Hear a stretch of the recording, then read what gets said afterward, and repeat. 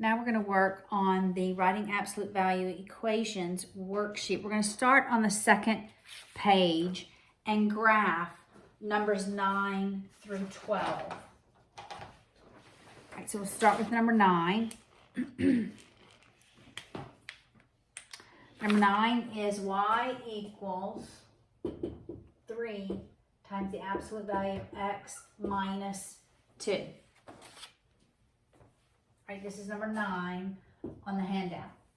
All right, first I want to look at our vertex. Our vertex always begins at 0, 0, and we are going to translate it. It is actually transformed. Remember to label some of your numbers in your graph. All right, so this is a transformation horizontally. Outside of the absolute over here, whatever's added or subtracted is a translation up or down. All right, horizontal is opposite, vertical is the same. So my vertex is going to be +2. It's always the opposite. There's nothing out here, so it's 0. So that's where my vertex begins. In the parent form, it begins here, but for this one, it's going to begin at 2, 0. All right, and then I'm going to graph a couple of more points and looking at the slope. So this is really going to be the slope.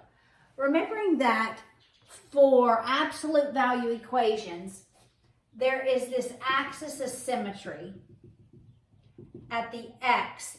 There's going to be an axis of symmetry at x equals 2. The x value of the vertex, all right? Such that what is on the left side of that axis of symmetry is going to be a mirror image of what is on the right, all right? So my slope is 3 over 1, it's positive. So I'm going to rise 3 as I run 1 on both sides from this vertex. So I'll rise 3 as I run 1.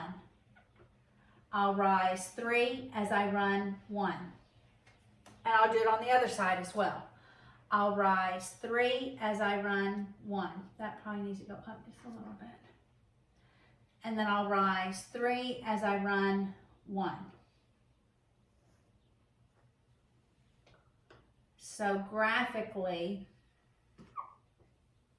that's what that equation looks like. Absolute value equations are not considered polynomials because polynomials have no sharp vertices.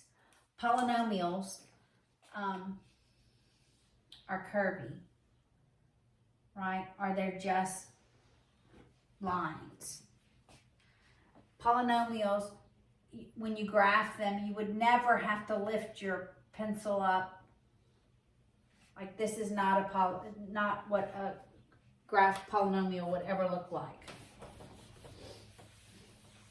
So because of that sharp corner, they're not considered polynomials, even though they are functions, because a function says, if I can draw a vertical line through it and only intersect that graph at one point, then it in fact is a function. All right, so let's look at number 10. So if y equals -3 times the absolute value of x plus 4. All right, again, we want to begin with our vertex. Our vertex has been shifted, remember, opposite to the left by 4, and there's no transformation vertically.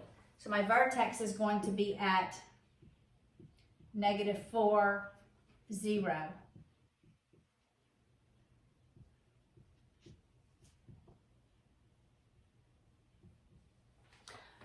I'm going to have to go out some more.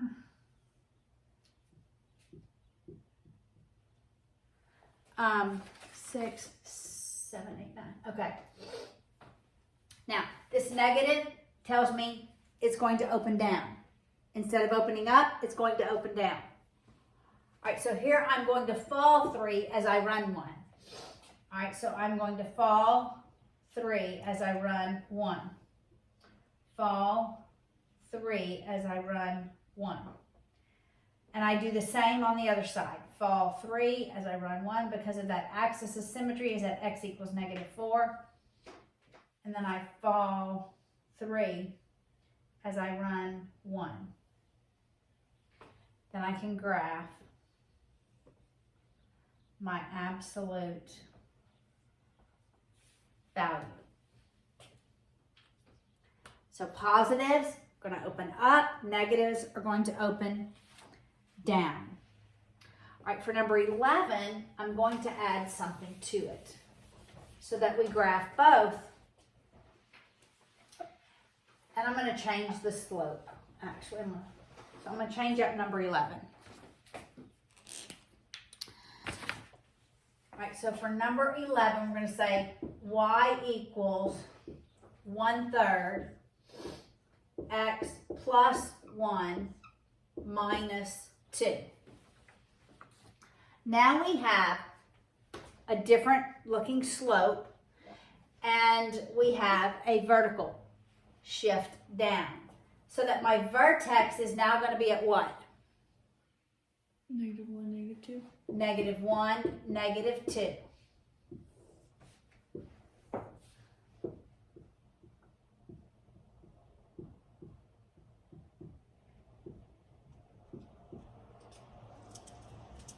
So at -1, -2 is my vertex. All right, now I'm going to rise 1 as I run 3.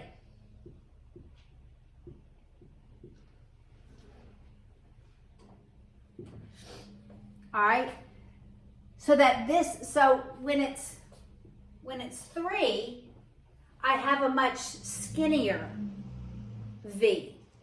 When it's greater than 1, I have a skinnier 3.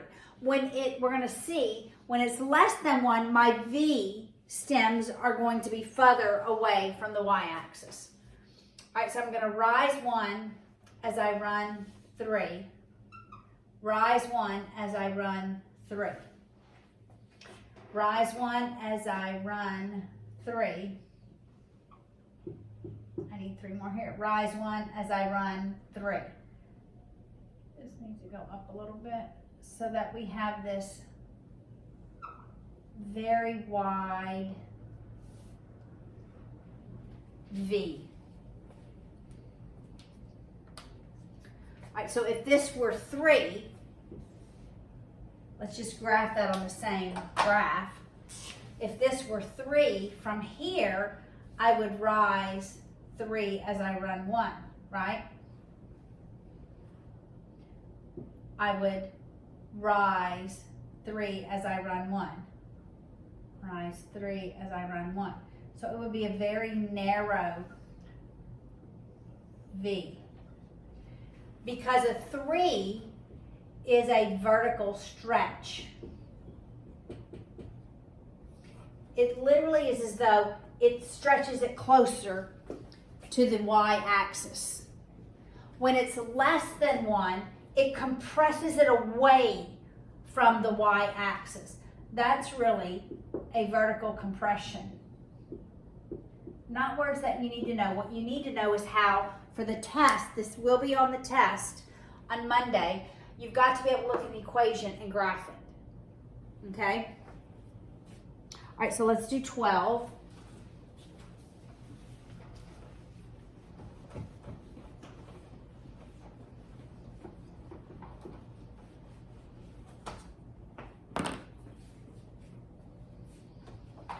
All right, so 12 is y equals 3 times the absolute value of x minus 2. Now where's my vertex? 0, -2. That's right, 0, -2. It opens up because that's positive.